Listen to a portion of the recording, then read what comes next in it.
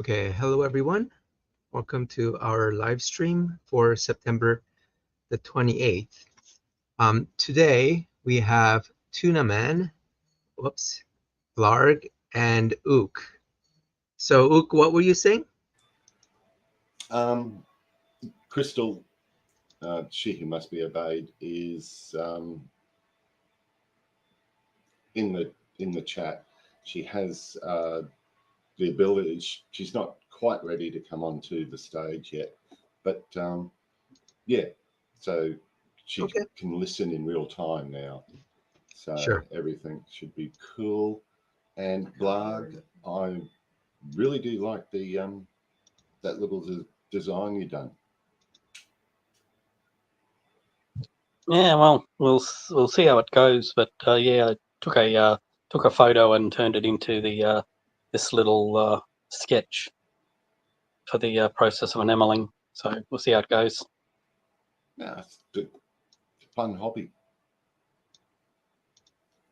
All right. So for this week, what we were going to talk about, there are a couple of things. Last week, Ook, you had mentioned that you want to talk about the U.S. prison system, and we can get to that, but I wanted to cover a couple of the items in regard to what our trolls have been saying in the comments. So let me just start with this one. This is from a couple weeks back.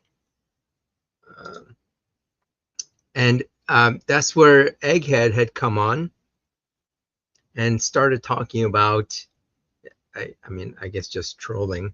So there was like a long thread where he and I were going back and forth. So, I had put in a comment kind of making fun of him. And I guess you can't, it's hard to see this, but so I made this comment about his idiocy. And he talked about how he posted some videos on his channel. And I commented, it doesn't really help me because, it's not going to, have more people look at my videos or anything like that. I mean, not that I'm trying to, get a lot of views on this, but what was funny was he commented that, oh, this didn't age well. Get over 2,000 videos in a video, then you'll be on my level.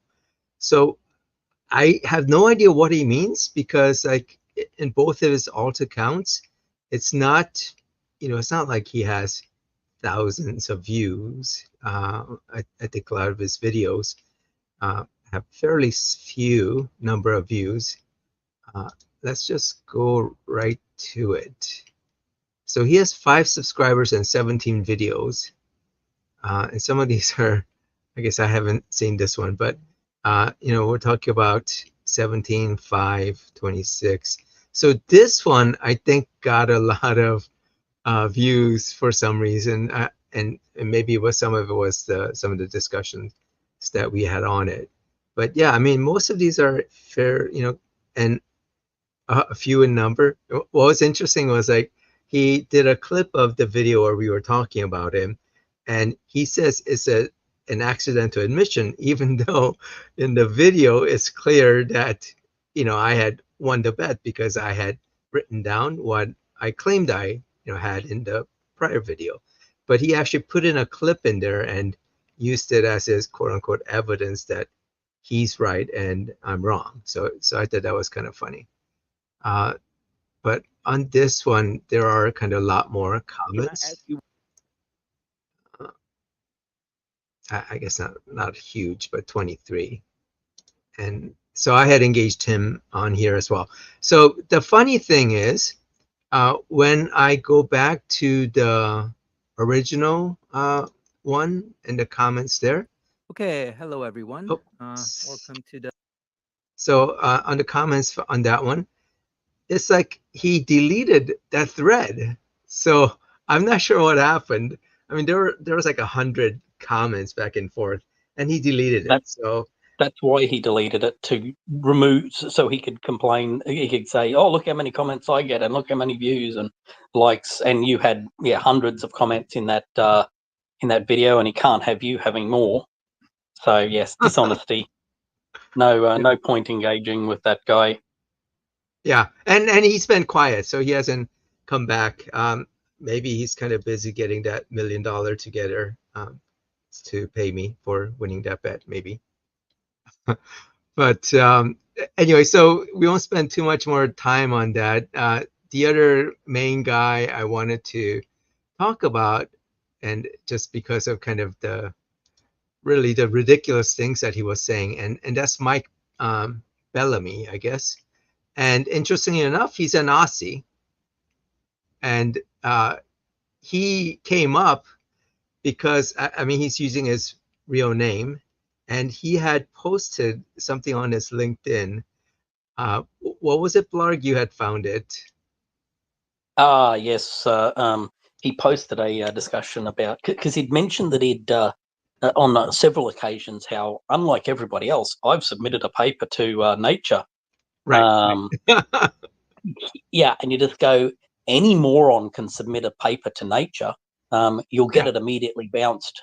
We'll get what's called a desk reject, according to my other half, who's an associate professor and has heaps of published papers, and her boss has papers published in Nature as well. So she knows the process extremely well. So yeah, it's a desk reject. Any moron can go and post it. He also makes the claim that he can't tell us why he got rejected, because they, reasons something about what they told him, and you just go, no, that's not how that works.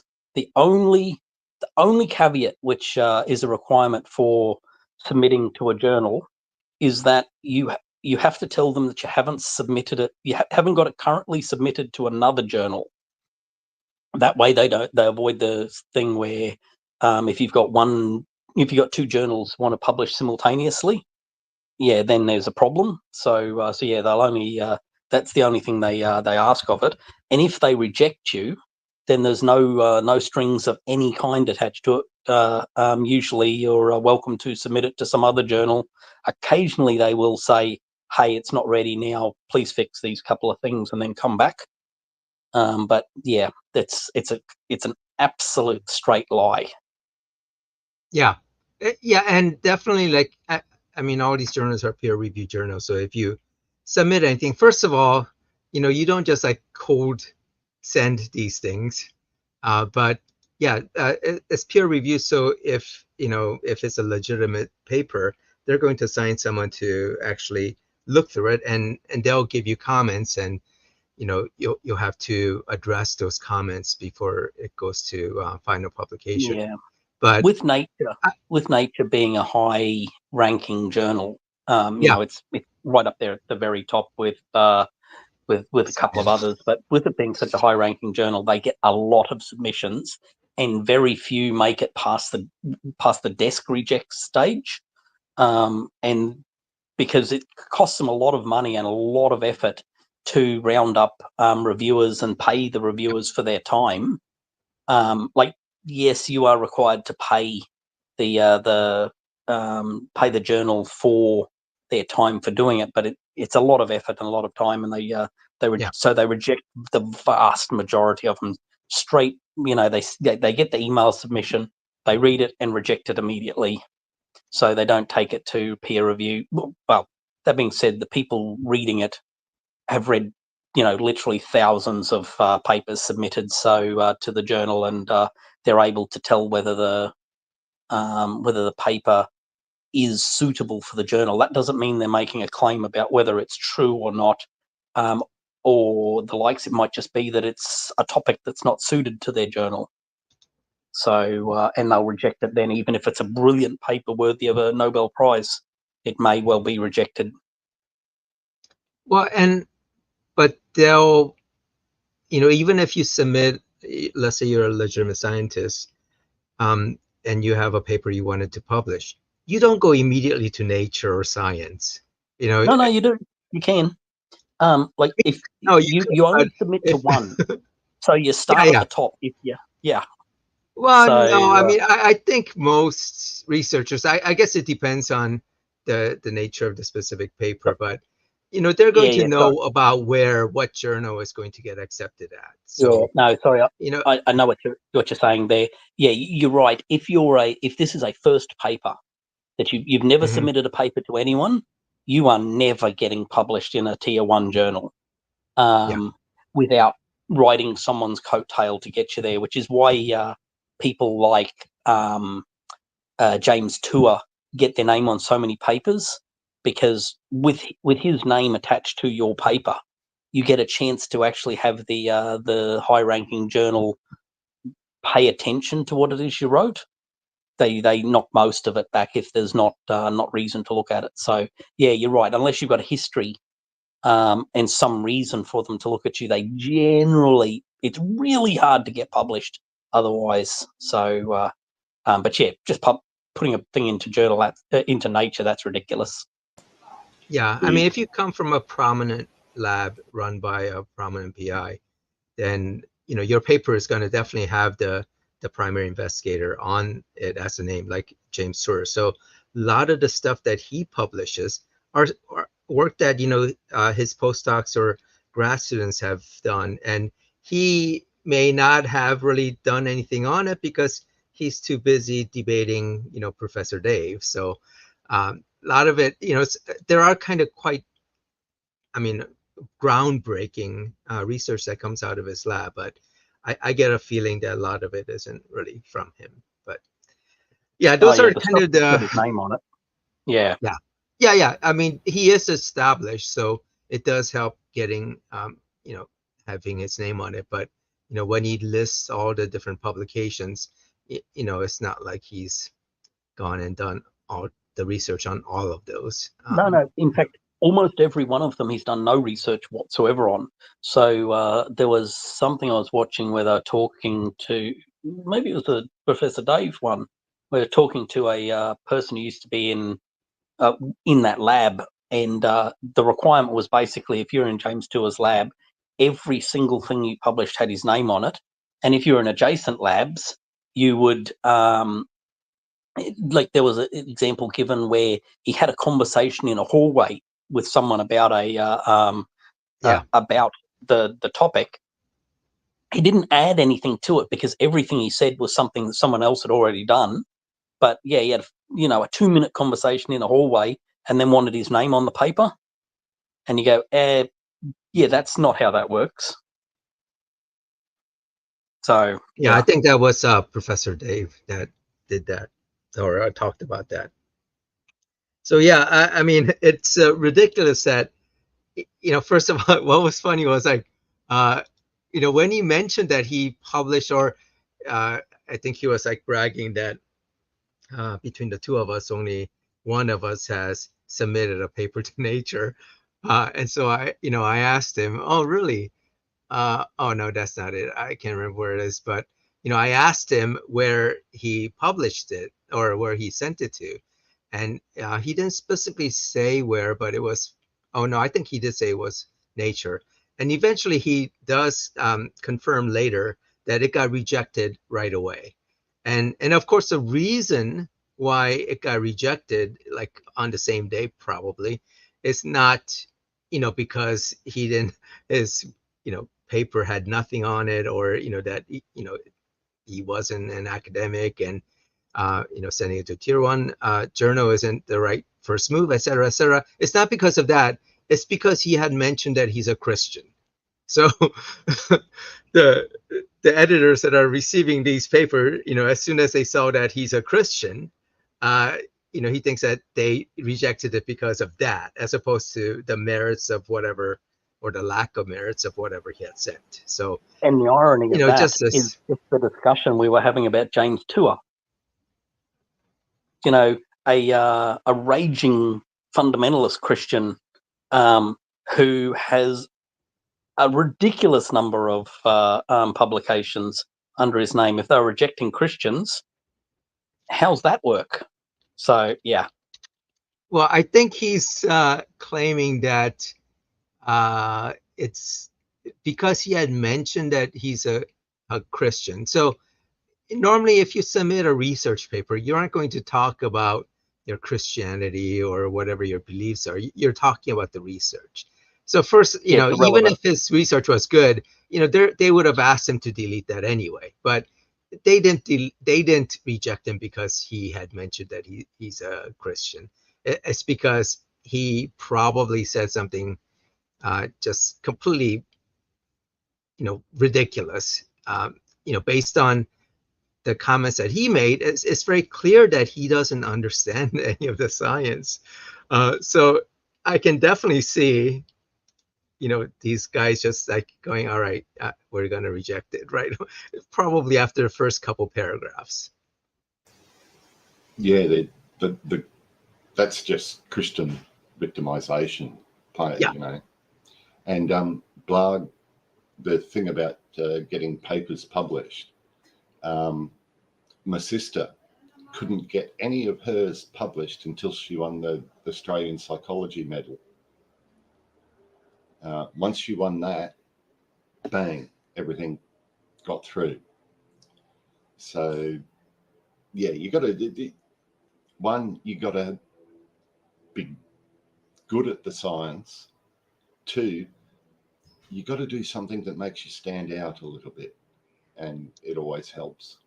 Yeah, who you know is definitely a chunk of it. That's for sure.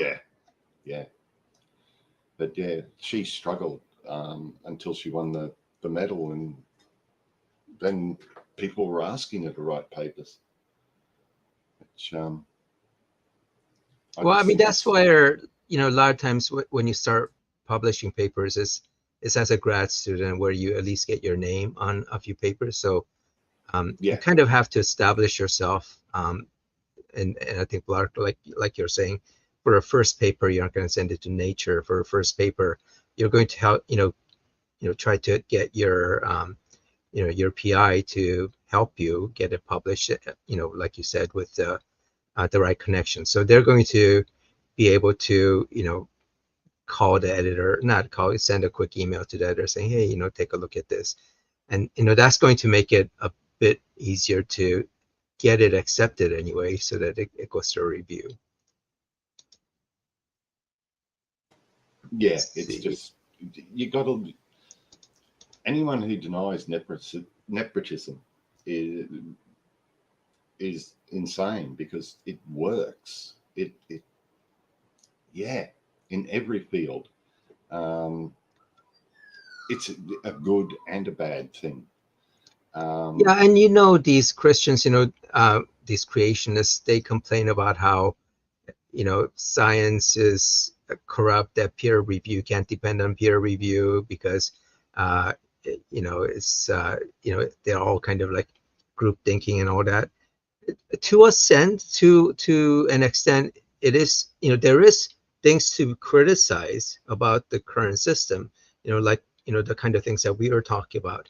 And, like if you think of, what's his name, that, was it Wakeford, the British science guy, the vaccine guy, who got his paper published in Lancet, which is like, preeminent medical journal.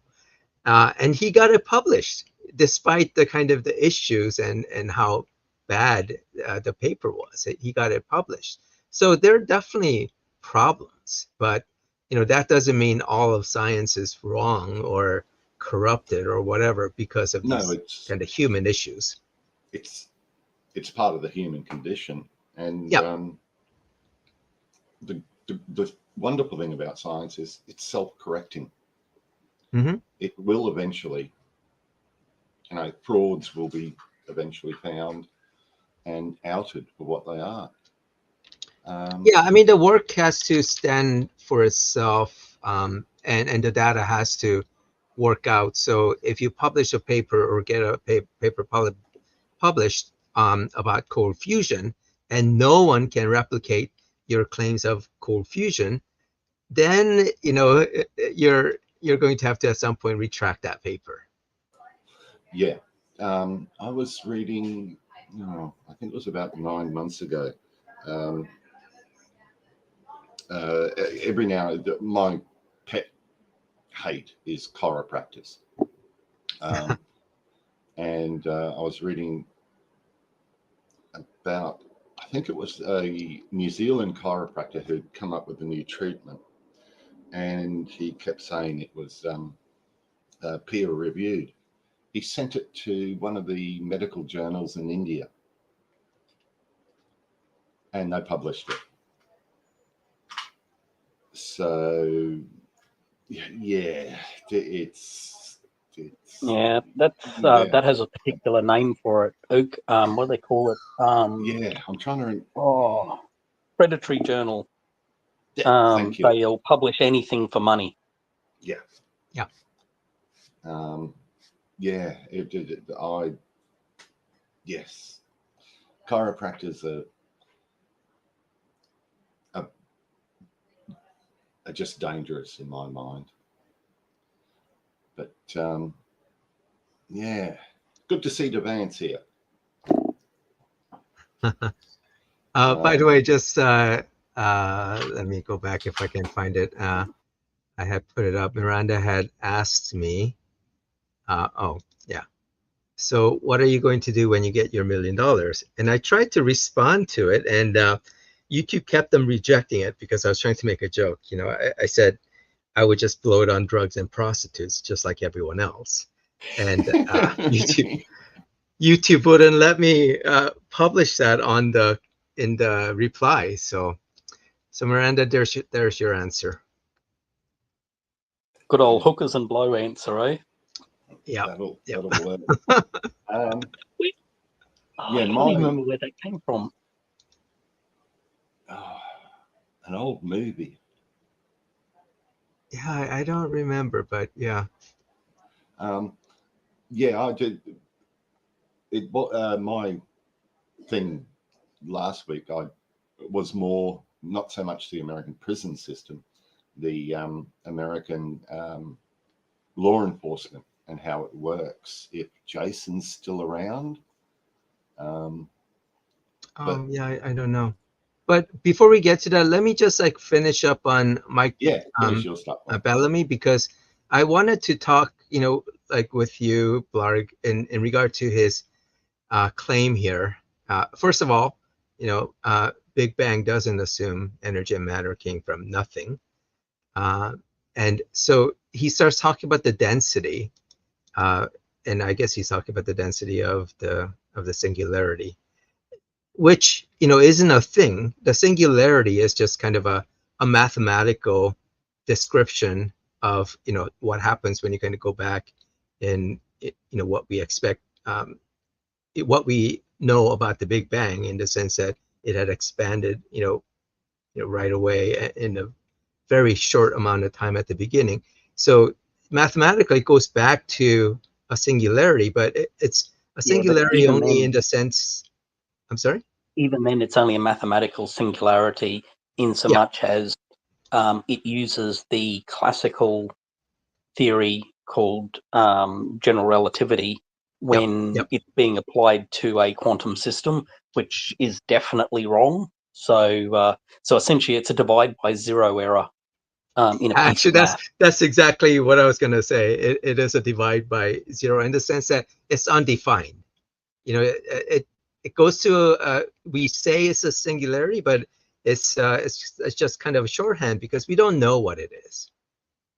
But anyway, so the next thing is like, so he starts talking about this black hole having an escape velocity at the event horizon equal to the speed of light. So, okay, so, you know, that's what we know about the black hole, that, you know, the gravitational field is so strong that it, you know, even light can't escape it.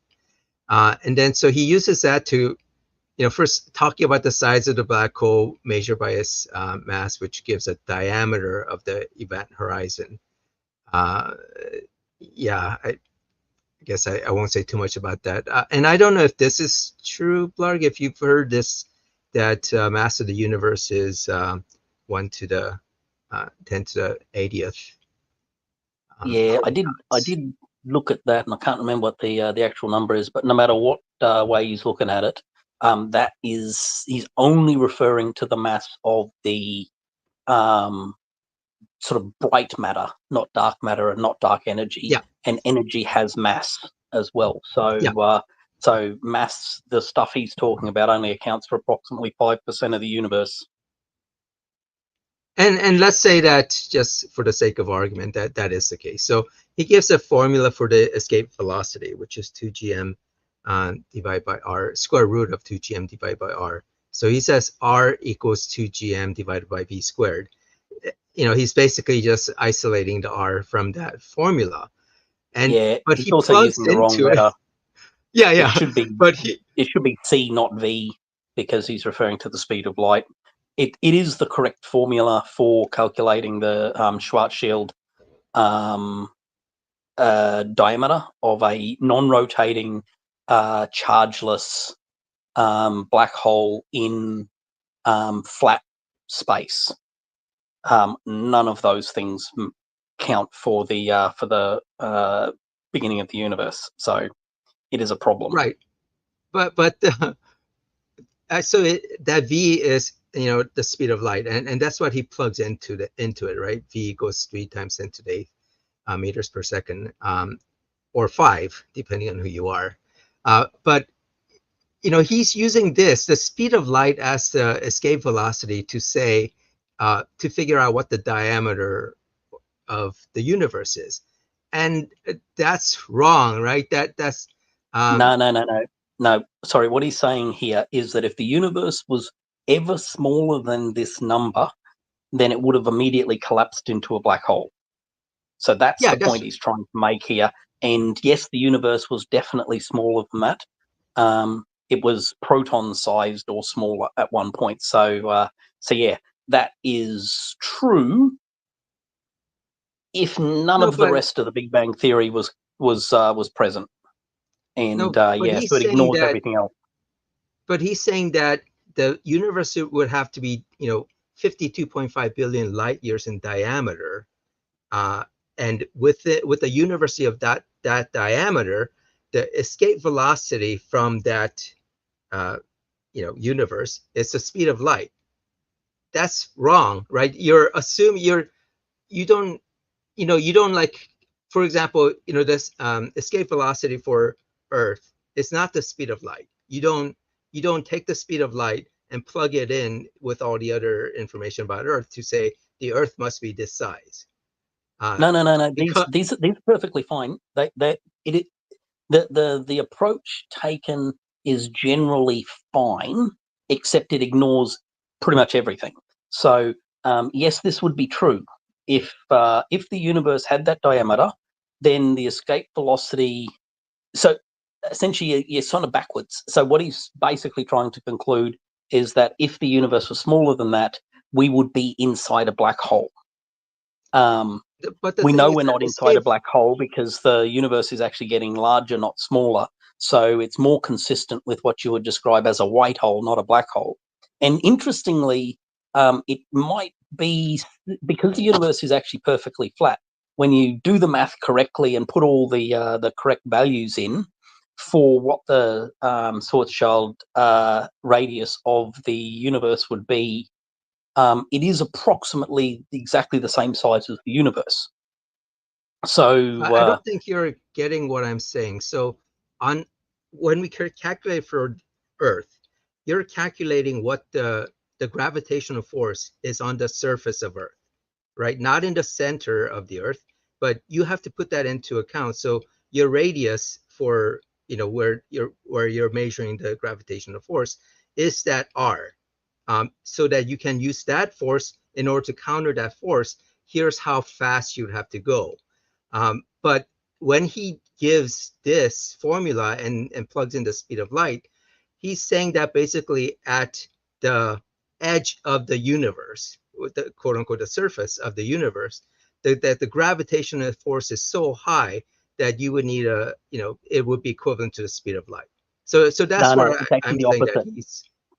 Sorry, it's the opposite. So the gravitational force, there is no real gravitational force. It's essentially just saying the curvature of space associated with the mass of the universe. So the universe itself will create a gravity well within a radius of that much. In order to escape from the gravity well created by the mass of the universe at a distance of half of 52, so 26 billion light years, you would have to be traveling at the speed of light in order to escape. So it's not. No, it it's does. a little hard to explain. Within the sphere, you do have, because this whole equation kind of presumes a sphere, right, of uniform density and all that. But you have to say, or what you're really getting is you're getting the force of the gravitational force at r. So if r is the 52 point, not r, half of 52.5 billion light years, the formula that he's using is supposed to be the gravitational force at quote unquote that sphere that's that's a diameter of 52.5 billion years, and the surface, the strength at the surface of that imaginary sphere would have to be the strength would have to be so high that that light can't escape it. So yeah, so no, it's not quite how that works. It is the correct formula. No, I know that's not how it works. But the way he used the formula. Think of it this way. At the near a gravity well, you can imagine that essentially space-time is flowing into the gravity well. Like imagine a giant waterfall. Say you put a hole and let water fall in through. You put a giant hole in the earth, in the sea, and water flows into it. But how far away? How far away from the center of that sphere? Essentially, this is the point at which you would, if you wanted to swim out of that hole, you would have to be swimming. So essentially, you're trying to swim up and over that waterfall. If you're a fish trying to swim up and out of that waterfall, you'd have to be swimming faster than it's possible. So the water flowing in is essentially the speed of light. So in order to leave, you'd have to be swimming faster than the speed of light to be able to leave. It doesn't mean that there's actually necessarily a force per se being applied, because gravity is a bit of a weird thing. It isn't actually a force in the way we normally sort of think about forces. Yeah, it's a strange thing. So a person falling through the event horizon of a black hole, if it's a big black hole, if it's a little black hole, then you've got tidal forces, so that's a different thing. But if you've got a really big black hole where you have relatively small curvature, as you fall through the event horizon, you don't notice a thing. There's nothing to feel. It feels just like you're falling any regular place. All it's saying is that at that location, you would have to be, if you're in a rocket ship, that rocket ship would have to be traveling at the speed of light in order to be able to resist the curvature of, or resist that waterfall. It'd be like a fish swimming at the speed of light to swim up the waterfall. Yeah, right. But that's the r. That's the distance.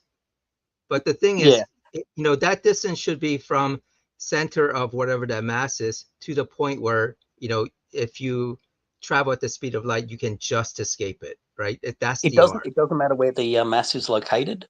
No, I understand. But it could be at a point in the formula, or it could be equally spread throughout the entire volume. Yeah, no, it could. But when you're at that event horizon, that sphere that makes up the event horizon, if you step to one side of it, you can escape it at the speed of light. If you step to the other side of it, you're just at enough of a gravitational force where you can't. So you're right. It doesn't have the mass could be, quote unquote, singularity. So like the black hole is not like a solid sphere that goes all the way up to the event horizon. Yeah, no, there's nothing actually at that location. It's another one of these things that are a mathematical, they're a mathematical singularity, not a real thing. So there is nothing at the event horizon. It's just a place where this effect occurs. So, but what is important to notice is just that if you've got mass, so if you've got a mass, let's say the Earth, there is a number you can calculate. Use the same formula plug in the mass of the Earth, and you'll get a diameter. It's probably a couple of kilometers. If you could stuff all of the mass of the Earth inside a space that's smaller than that couple of kilometers, it would be a black hole, because the gravitational field there would be strong enough that it would exceed the speed of light required. The escape velocity would exceed the speed of light, so everything within that mass within that space would remain inside a black hole. So that's all that's being said. So essentially, you can calculate what is the radius for any given mass. It doesn't matter what it is. You can calculate that radius, and if you stuff that mass inside that radius, it will be a black hole. Okay, so I think you're making it like more complicated than he is making it. I think he's like looking at it so simplistically. I think you're kind of no. This is the point he's trying to make. He's trying to claim that the Big Bang's impossible because everything would have just been sucked into a black hole. It couldn't have formed. That's the argument. So it's in violation of the law of gravity, which is not really a thing. But anyway, well, normally what you would do is you would calculate this escape velocity based on the mass, right, and the distance from that mass. But if you start with the escape velocity and assume that it's the speed of light, and you try to get the radius that way, you will definitely not get the right answer. So like on the surface of the Earth, going back to the surface of Earth, you don't start with the escape velocity of what if it's 60 miles per hour? What would the radius that's not what he's trying to do. That's not what he's trying to do. He's trying to calculate the radius at which, if the mass was located within that radius, you would get a black hole. So if you were to do that for the Earth, you would just plug in the value of the Earth rather than the value of 10 to the 80 protons, and it would give a distance in meters. As a result of that distance in meters, you could then just say, if all the Earth was located within that diameter, then you would have a black hole. So that's the point he's making. If all of the mass of the universe was ever located within a space smaller than this number, it could never have turned into the universe. It would have just been sucked into a black hole. Therefore, the universe can't have formed the way people claim it did, which would be true if he ignored things like inflation and the fact that the universe doesn't have a speed limit on it. Only things in the universe have a speed limit. So to put that in another. But let's say that is the case, or just for the sake of argument, you have at the center of the universe that amount of mass. What this formula is saying, because he used the speed of light, is saying that if the universe has a diameter of 52.5 billion light years, 52.5 billion light years away from that center of the Earth, you would need, or a little bit further, you would need a speed of light to escape it. Yeah, but yes, that's all true. So all those things are true. They're also simultaneously true. So what you're saying, you put in the number. So imagine you've just got a spaceship that can only travel at a certain speed, 1,000 kilometers an hour, for example. You can calculate a event horizon for any number you want. So essentially, if you come within, so let's say you stick that 1,000 kilometers an hour into the math, stick in the Earth's value, you'll find a number that is somewhere out way past the orbit of the moon, at which if you bring a spaceship within that spaceship will never be able to leave. So you can calculate these horizons for any number you want. In this case, he's just calculating the one at which a black hole would form. So yes, you stick in the number that's appropriate. In this case, the number that's appropriate is the speed of light.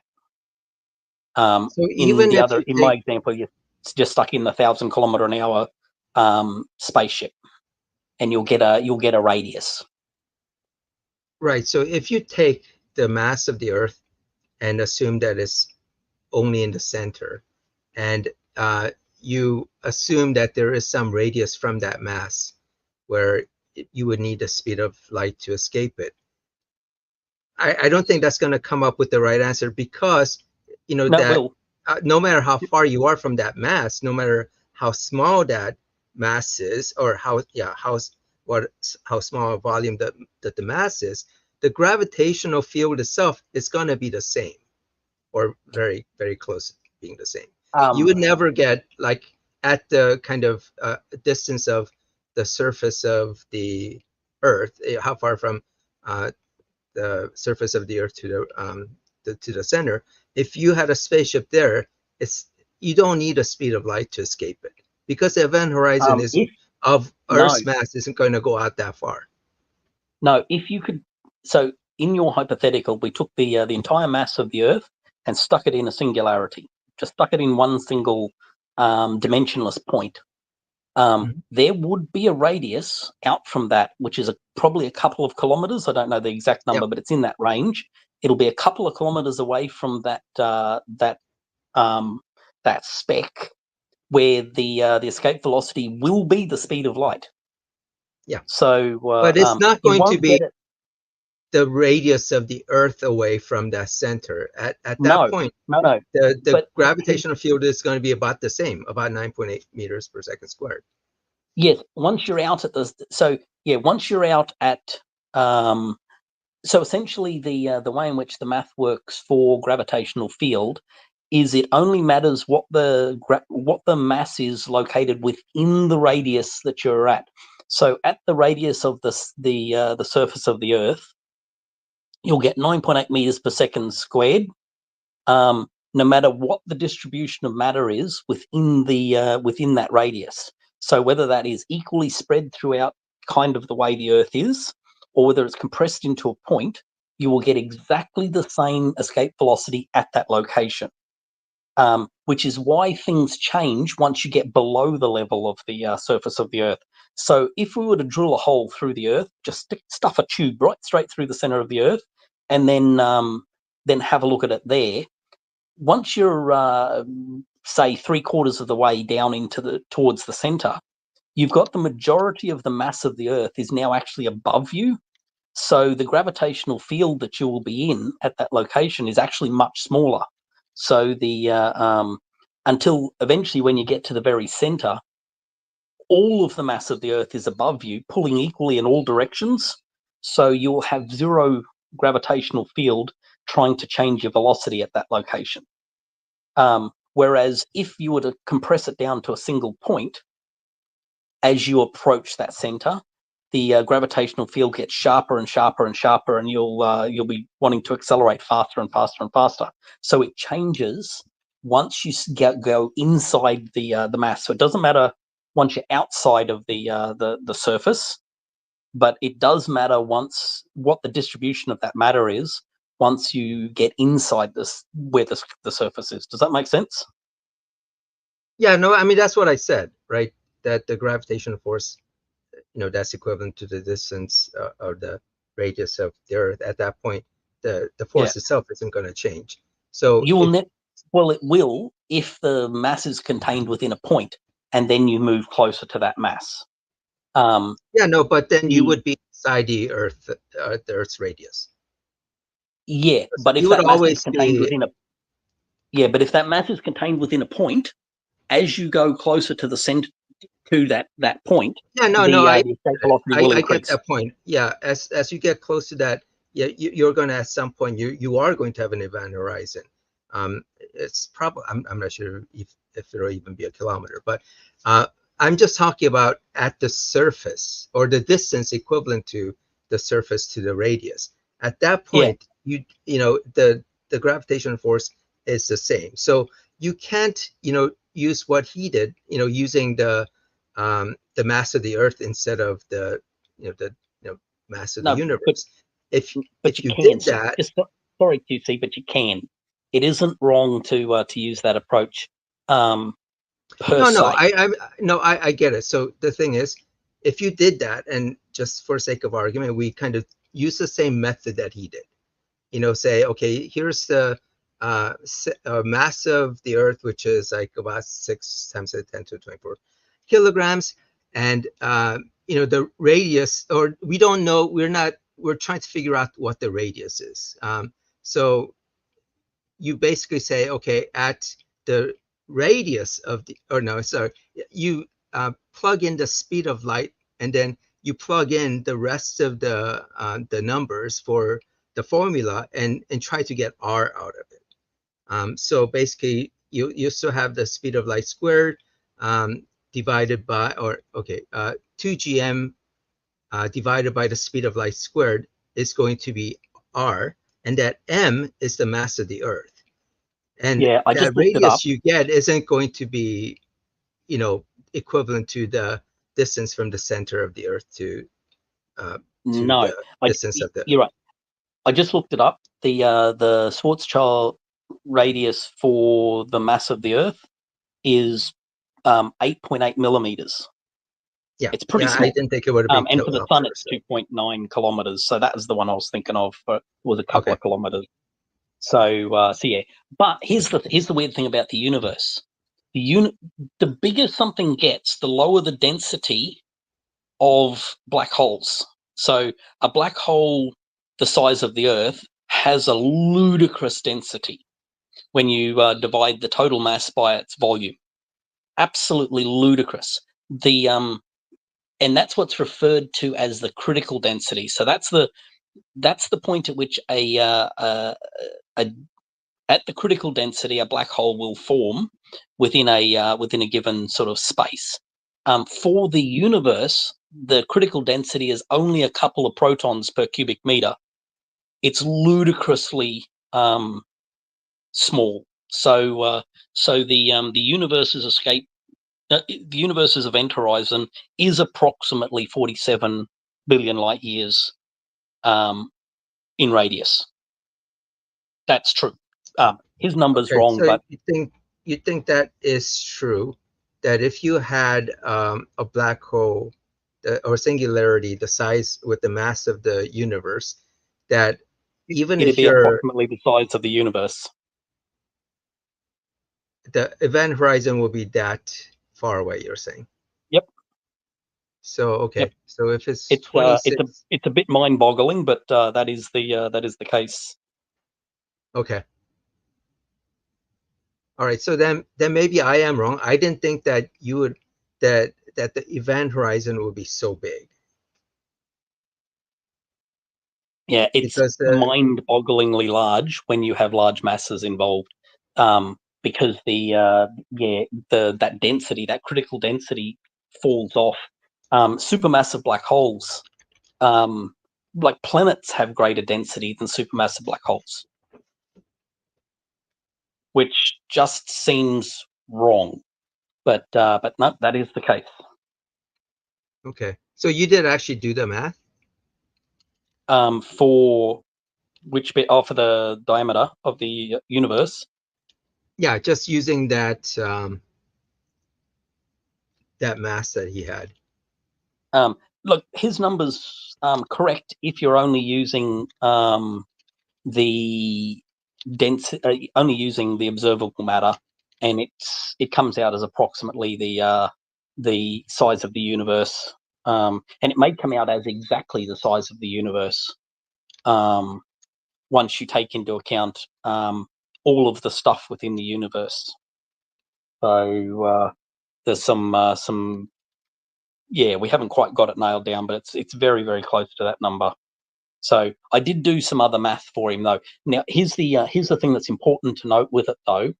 The universe is not bound by the speed of light condition, and we can tell that by the fact that there are planets or there's stars that we observe that have a redshift exceeding the speed of light. So they have redshift. So there's a number that's generally given for objects that are very, very far away, which is just essentially the ratio of its redshift versus the speed of light. And I think we've seen objects with a redshift up to around 6. So that object is moving away from us at 6 times the speed of light. Which seems impossible, but that's because it's the universe that's moving and not the object. And the universe is not constrained by the speed of light, not even close. It doesn't have any constraint. As an example of that, think of it this way. The universe is a little bit like, imagine you've got yourself a long bar of steel and you bang on one, you tap one end of it and you've got a sound wave travels along it. The sound wave is, the speed of the sound wave through that bar is fixed by the stiffness of the material that it's traveling through.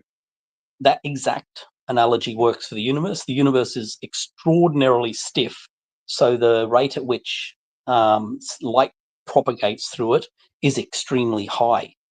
So there's nothing you can do to exceed that sound wave in the steel bar will always travel at the speed of sound in that bar. You can't make that travel any faster. You can't get a sound wave to get to the far end of that bar any faster than that. It's exactly like the speed of light. It's a constraint. But there's nothing to say you can't fire that bar out the end of a cannon and 1,000 times faster than the sound is traveling. So if the bar is moving, then yeah, so essentially that's what we're talking about. If the universe is moving, it's not constrained by the speed of light, just like the bar is not constrained by the speed of sound within the bar. Does that make sense? Yeah, but I mean, I don't think that's relevant to kind of, I mean, you already answered my other question in the sense that if you plugged in the numbers, you are going to get, at least that magnitude, billions of light years as the radius. Yeah. Well, so here's the reason why it matters, because at some point, the universe's mass seems like it was contained within a volume much smaller than the critical, it will have had a density higher than the critical density.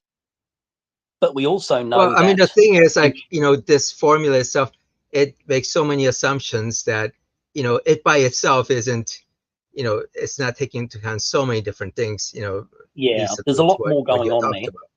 But one way of looking at it is that at some point, the mass was contained within a volume smaller than that, which you'd expect then would mean that it should create a black hole.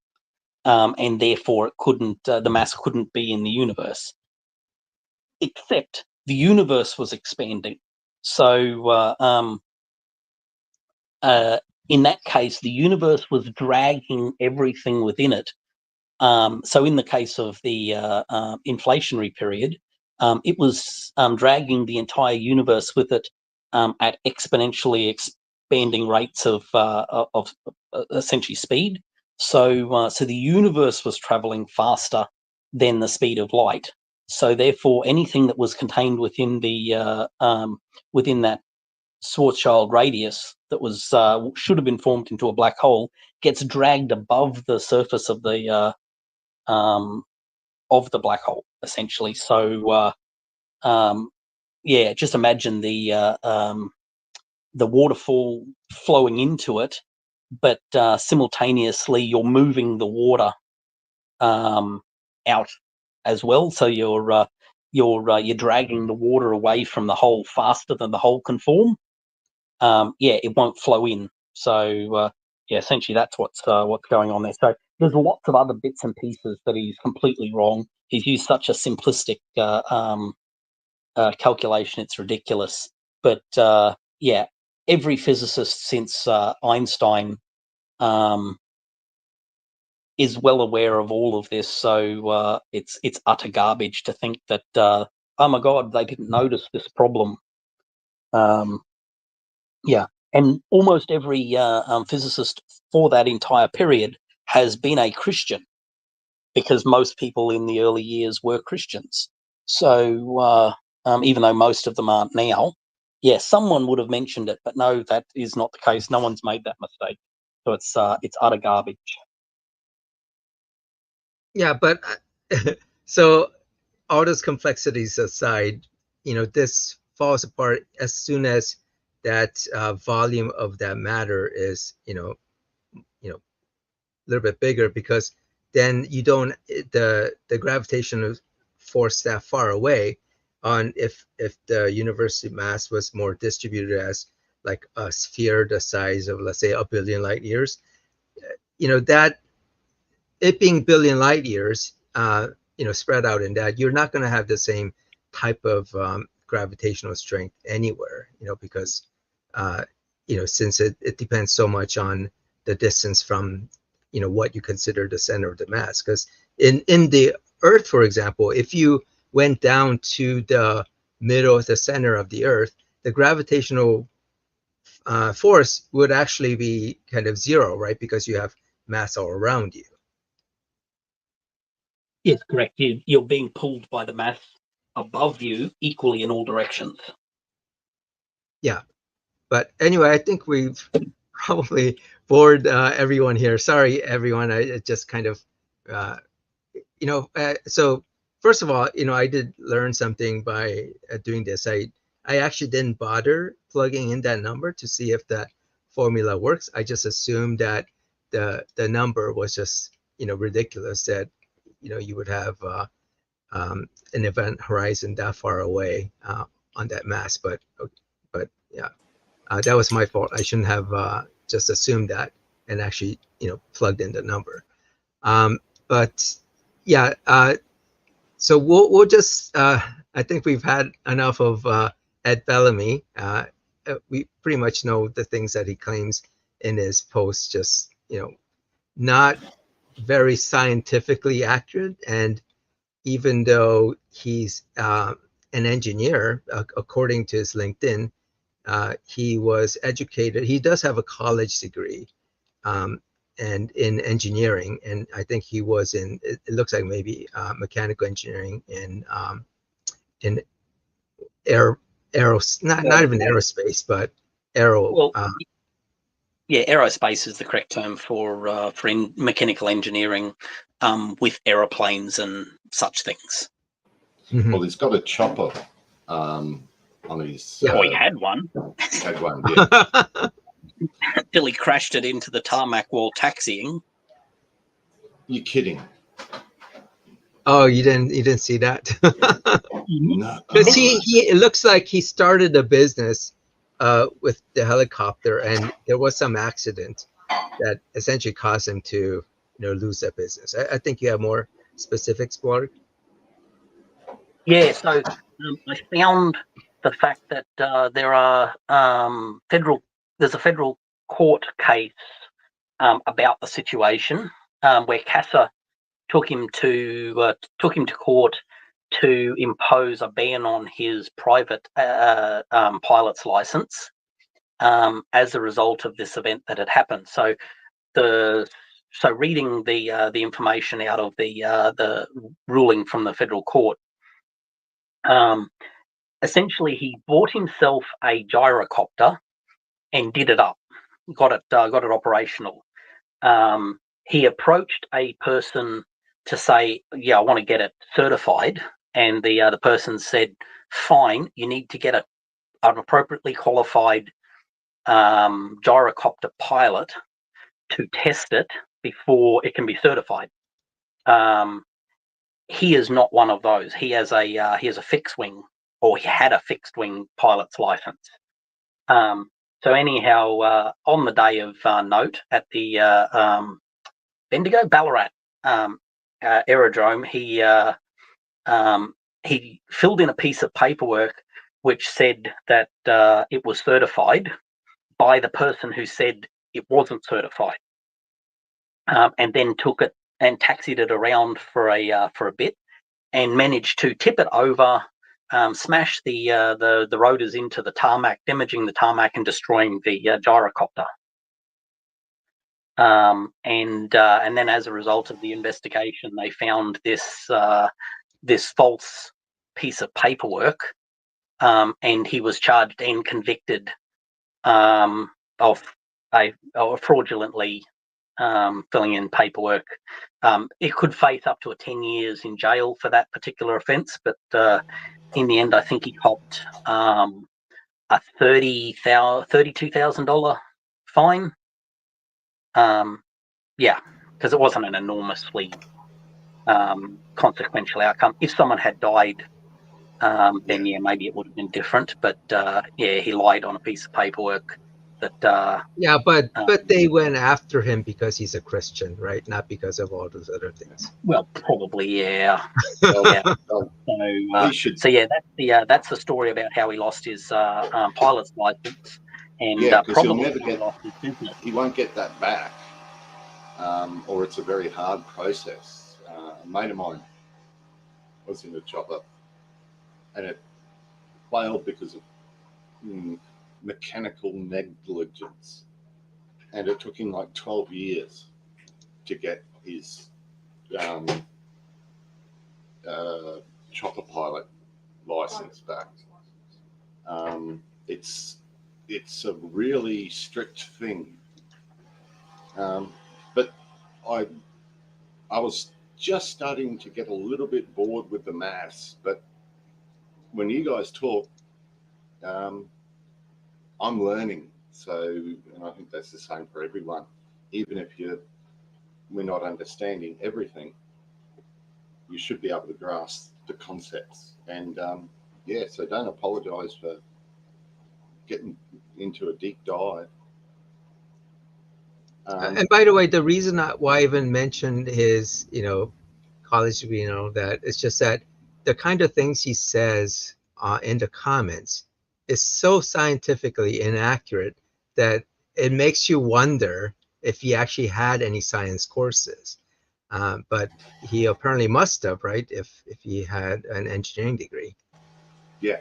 I just sent you his first. I found the file I have on him, and I sent you his first ever post that he made. So it's in your email there, which was all right. Did you also get the one I sent Chris Maisie? Yes, I did. It's a good. That's a long list.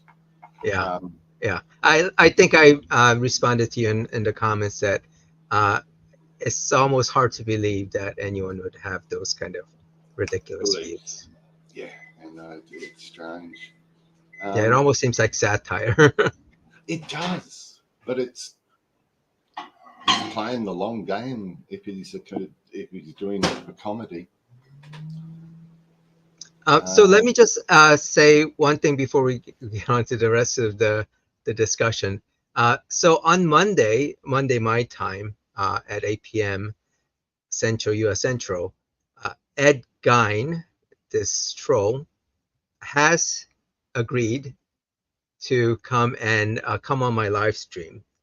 And I'm not sure who else is going to be there, but I have fairly long history with Ed. So it'll be interesting to have that discussion and find out whether he actually knows what he's talking about, although it's pretty clear he doesn't just from what he posted. But he did claim I think he still does, that he has a biochemistry education. So I'm going to see if I can get him to clarify what that means, although he did put in conditions to this discussion as being limited to just science, quote unquote science. So he may not like those questions. Hopefully Crystal and I will be back. I got a neuro surgery appointment.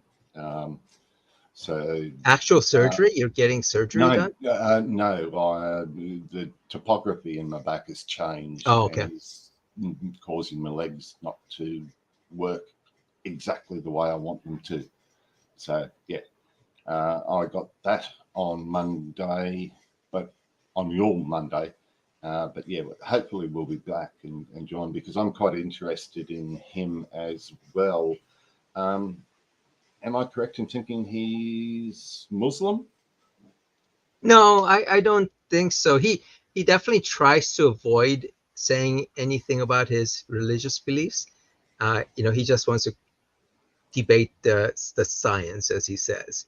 So he won't come out and say that the creator is a god. He'll just say, some creator, some, that's intelligently designed all these things, because it's not possible for it to have occurred by random chance, which is something that these guys always bring up as thinking that it has to have come up randomly, that a 200 peptide long protein had to somehow form randomly.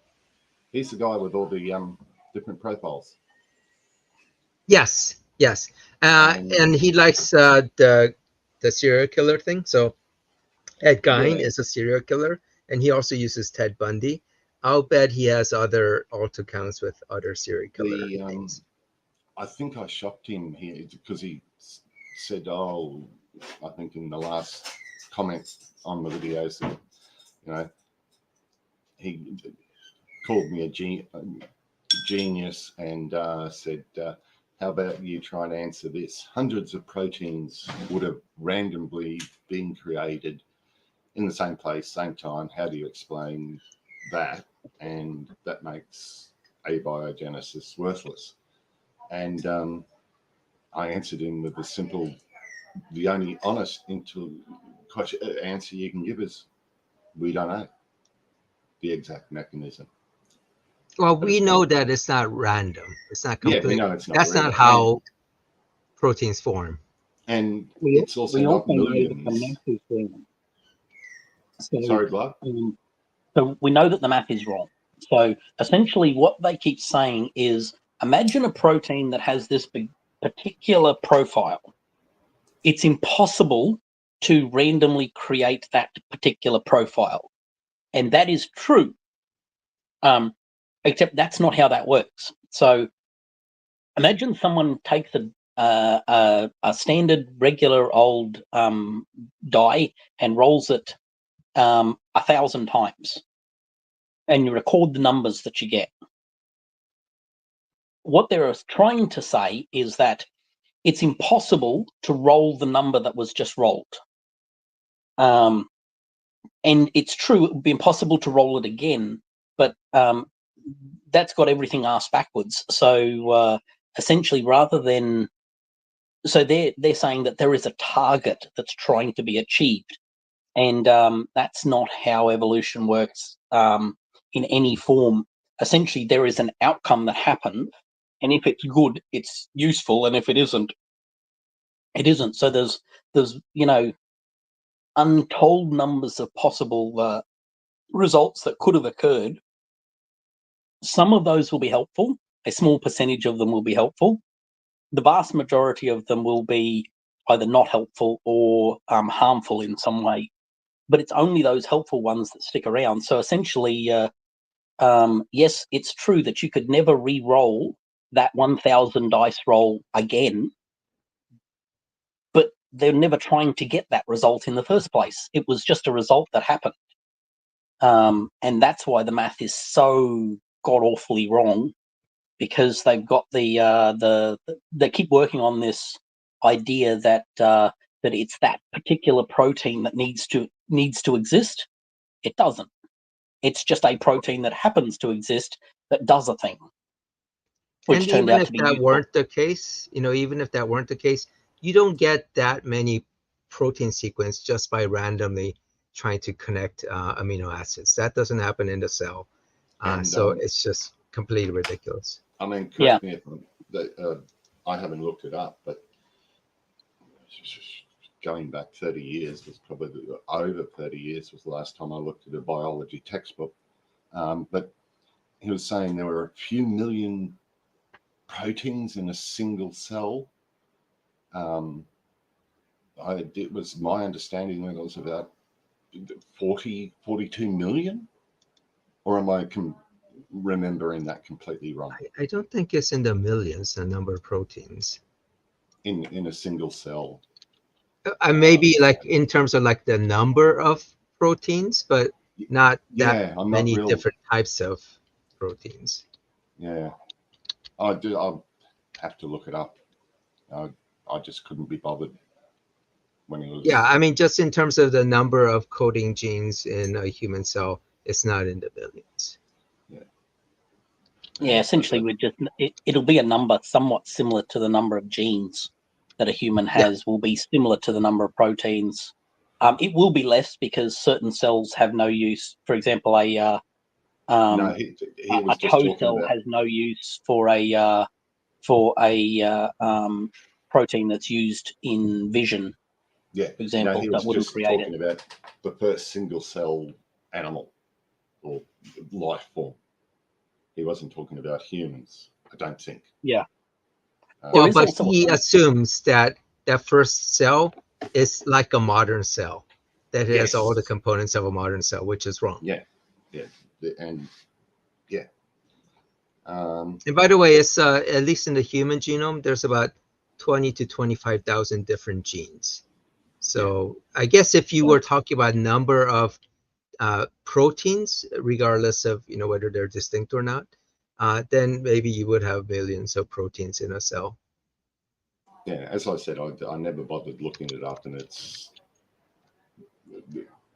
got to be over 30 years since I looked at a biology textbook, so it's sort of strange.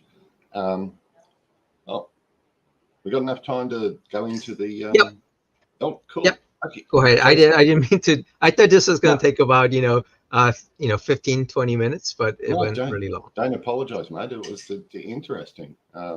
And by the way, if need be, we can carry on this discussion, your discussion, to next week if you can't finish it all today. Yeah, no, it's pretty simple. I mean, and I've got the questions here.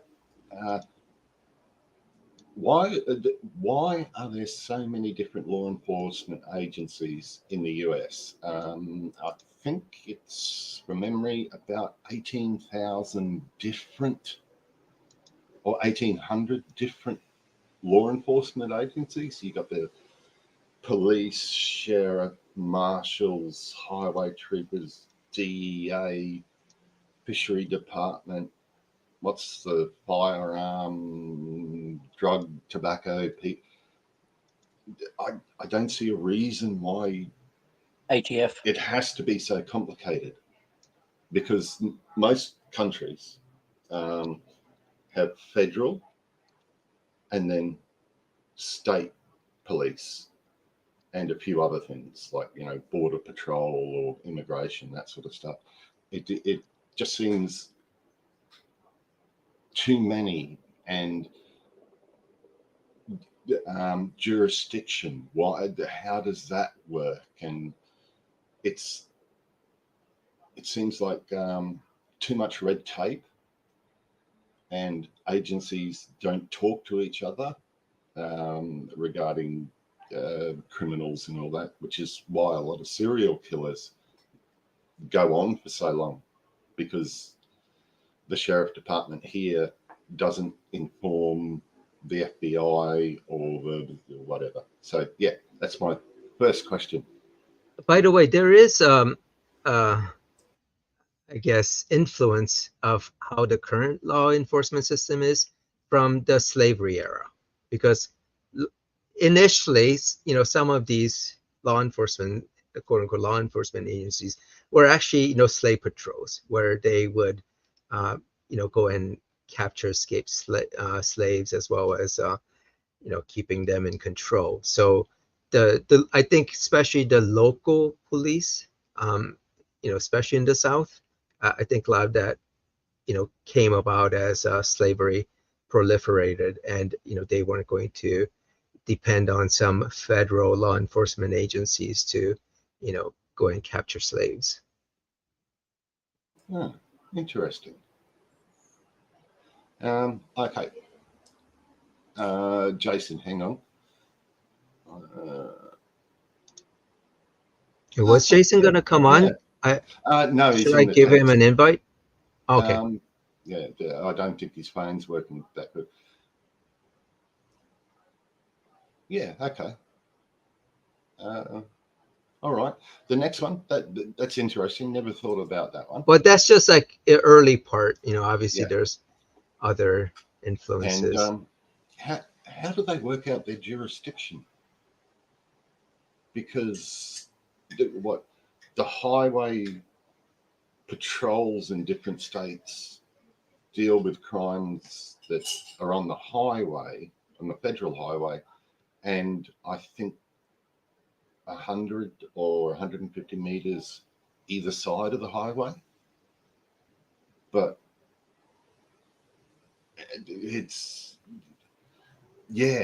what's the difference in jurisdiction between a sheriff deputy and a police officer. I know sheriff actually means something specific. I don't know if anyone in the comments know.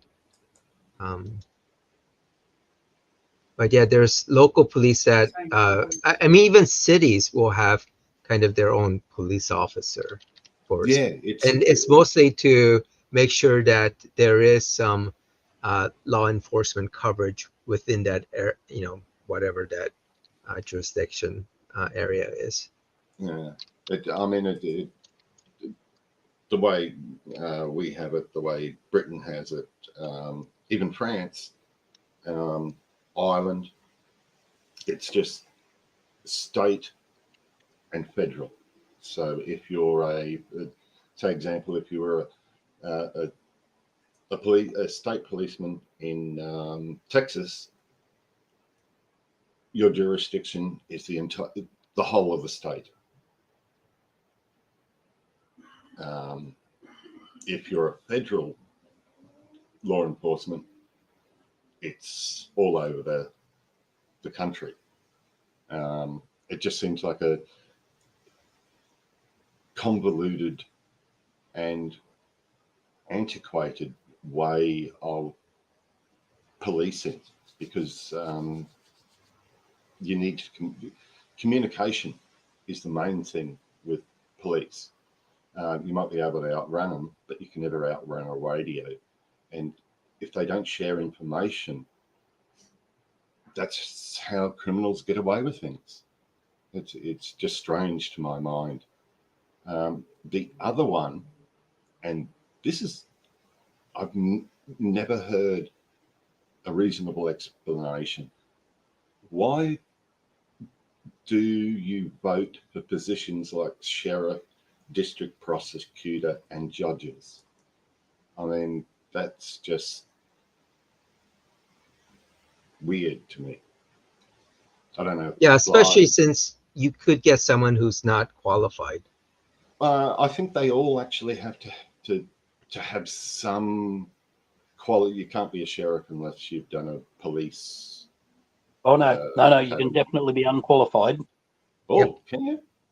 Yeah, that happens. The other things are like coroners, where you could have someone without any medical knowledge be a coroner. Obviously, the people that are doing the actual work would have medical knowledge, but the elected position, that person may not. John Oliver did a discussion about coroners, the medical examiners, and the idiocy of this arrangement. And it varies, some places it's, elected, others obviously is, it'll be like appointed.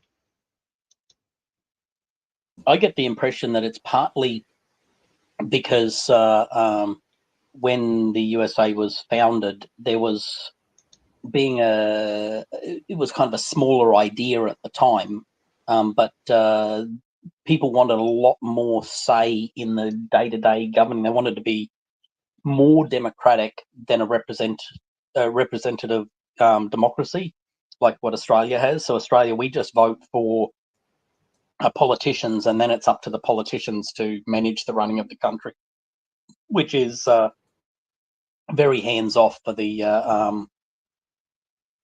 public. Whereas I got the impression that America, a lot of the states wanted to be way more hands-on than that, and wanted the public to have more of a say in the running of their country, which, I can understand that, but it turns into a giant shitstorm in the end of the day.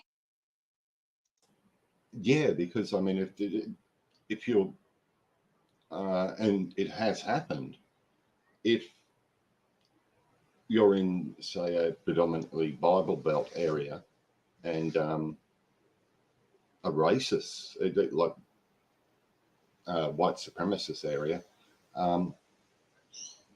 people can vote in a sheriff who is openly prejudiced against minorities. To me, it's just opens everything up to just corruption and There was a slightly reversed ridiculous. version of that I heard about recently, Oop, with a Oh, yeah. with a tiny little county somewhere, or tiny little town that has itself a city council, and they voted in a black mayor, and the old council refused to give him the keys to the mayor's office. Wait, are you Because talking about the movie Blazing Saddles? No. In this case, it's the mayor. Yeah, they refused to give him the keys to the city council chambers, or any of the passwords, or any refused point blank to turn over control of this little. I don't even think it was big enough to be a city, but this tiny little tin pot somewhere. The racist previous council, went, no, we're not doing it. A black man is not going to rule our town, and just pointedly refused. And you just go, holy shit, hey, that's insane. So if you haven't seen Blazing Saddles, definitely watch it. It's hilarious, and it's a movie that'll never get made, nowadays. But it's just, it's just so funny. Yeah. It is one of the best movies of all time. But like, I could just about quote the whole movie from front to back. I've seen it that many times. Where the sheriff holds himself hostage. Yeah. And walks away. And you go, he's just crazy enough to do it. Oh, and number 4 is, what's the go with seatbelts and bloody motorbike helmets? Why can't there what just do you be mean? Well, in some places you have to wear a seatbelt. In some places you don't. I think in the US you pretty much have to wear a seatbelt. And the same thing. I think in the past it used to be sort of, like states kind of decide, but all the states have kind of, come to the same position in terms of seatbelts. Oh, okay, that's a good one. But by the way, the reason for that isn't because all the states kind of decided that this is the right thing, but it was basically the federal government who essentially said this is the right thing. There are studies that show that it saves lives, etc. But the way they got the states to enforce that, and a lot of other kind of highway type of laws, is to threaten them, or not threaten them, I guess it's carrying the stick, where the funds that the federal government gives to the states for traffic related or road maintenance stuff was dependent on whether, hey, do you enforce the 55 miles per hour speed limit? Yeah, I like that. But the motorbike helmet thing is still a thing. You sometimes can wear it, sometimes you can't. Yeah, I think so. That to me is just complete insanity. How is it in Australia? You have to wear a helmet. Okay. It's a requirement then. It's a requirement. What happens if you don't have it, if you're not wearing it? You could lose, well, you will lose your license. You might even have your bike confiscated. In Australia, all cyclists, push bike riders have to wear helmets. It's just one of those things. The death and injury rate from not wearing a helmet is it's for the benefit of the whole society. It's like Blah mentioned last week about the body, or a couple of weeks ago, body autonomy. If they bring in a law that benefits society as a whole, so body autonomy can be overridden by the state to a certain extent. I mean, the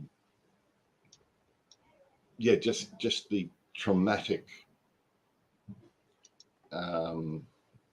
effect on society when people don't wear a helmet and get in an accident. Yeah, I'm all for that. Seatbelts, yeah, they work, they save lives, and I'm glad that they got the blanket seatbelt rule now. But yeah, the motorbike, I would be scared shitless to ride a bike without a helmet.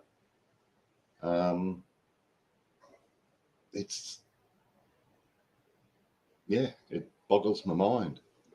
Yeah, Yeah, anyone I who think thinks they're not going to fall off yeah. thinks they're not going to fall off a motorcycle at some point is kidding themselves. They're a fool. You're always, you ride a bike, you're going to have an accident. Handle a snake, you're going to get bit. It's just, yeah, depends on how bad. I think in the U.S. they're like not just with the helmet law, but with the seatbelt law, where they didn't want the government telling you what to do. You know, especially people who ride bikes. You know, that whole independence thing. So they wanted, you know, the attitude is, you know, hey, I'm taking the risk. I get to decide. Yeah, but the trauma that it affects on first responders, on families, and I just think it's completely selfish and crazy. But yeah, Well, so if everyone were to kind of take that view, the U.S. would have a better gun control laws. True, and I'm not even going to. That's a discussion for another day. Yeah, definitely. And the last one, second last one is why don't they implement random breath testing for alcohol and drugs?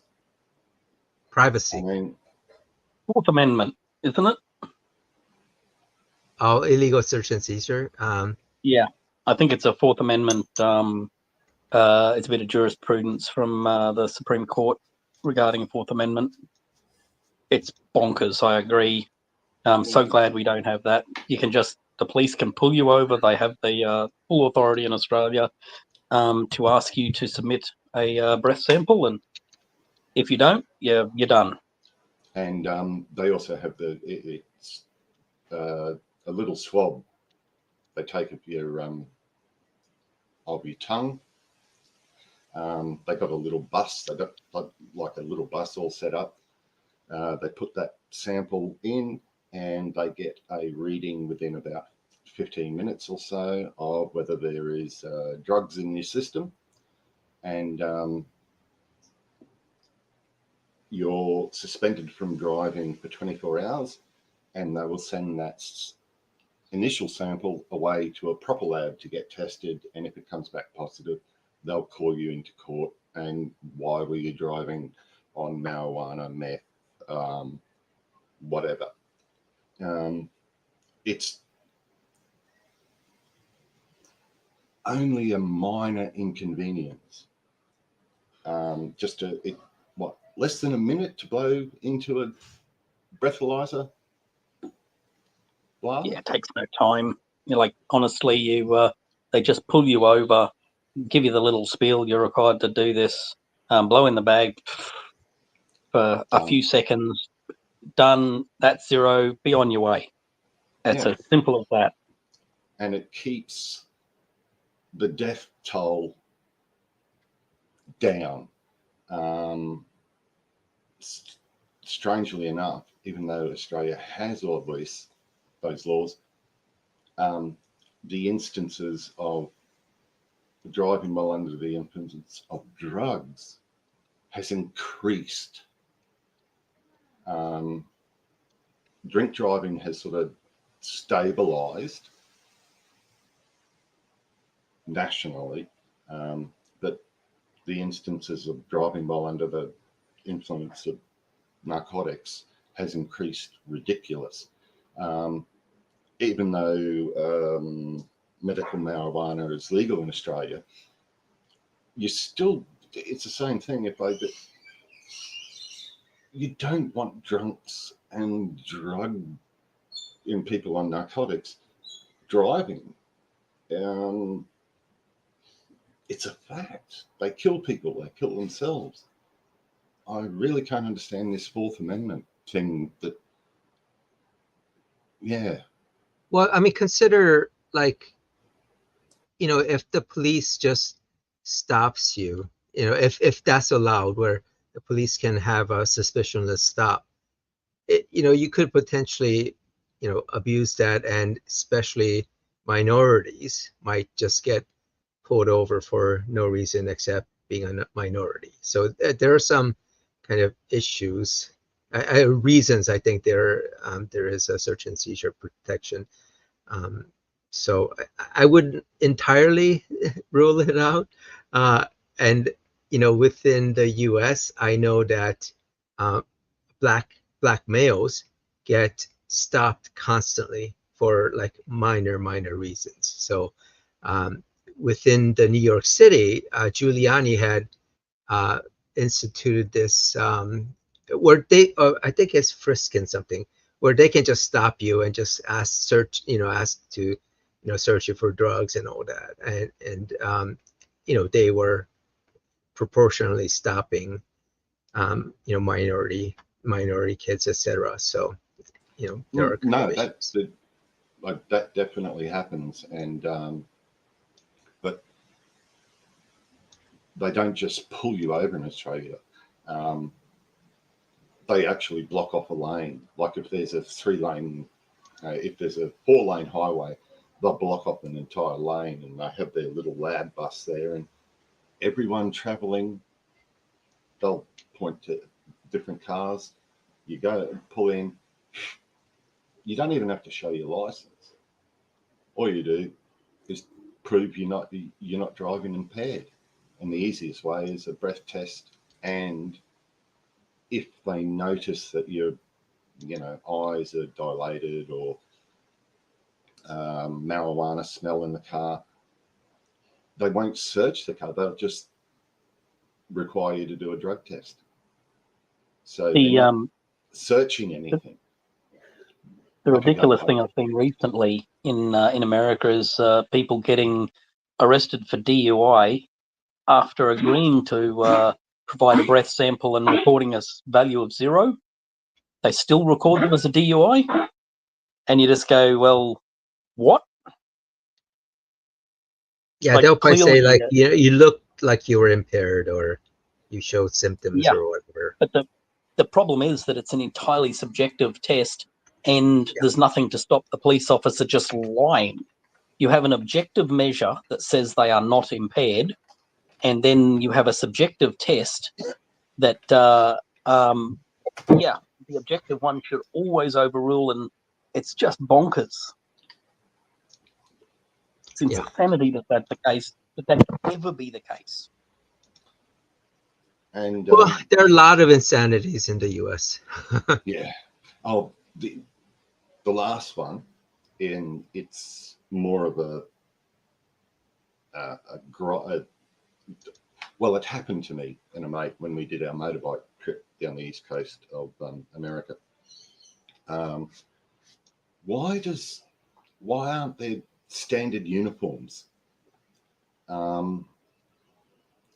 We just hit, I think, the south, the start of the south, and there was a guy, didn't have, in an unmarked police car, we found out, but he had on like a straw hat, like a scout hat, yellow shirt, almost pinkish pants. What are the horse riding pants called? Jumper, the ones with the flares. Lisa, do you? Joggers? Jumpers. Jodhpurs. Jumpers. riding breeches and black boots, and he tried to wave us over, and it was sort of like, what the fuck is this? This can't be a cop. So we went right past him, pulled into a hotel, and asked the guy to, I think we were just trying to be held up or something, because there's some guy in a bad cowboy suit tried to pull us over, and he went, no, that's our local sheriff. That's their uniform.